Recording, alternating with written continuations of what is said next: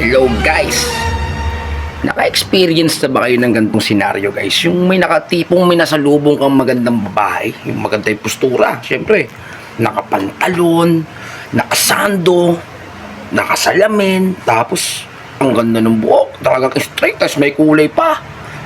Ang problema guys, yung tipong papara na siya ng bus.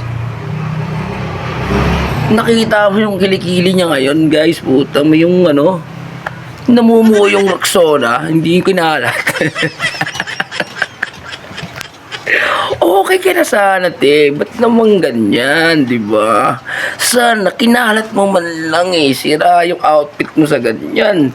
Tapos maraming makakita, no? Parang, hindi naman siguro sa matitismaya. Parang, ano bang tawag doon? English yun eh.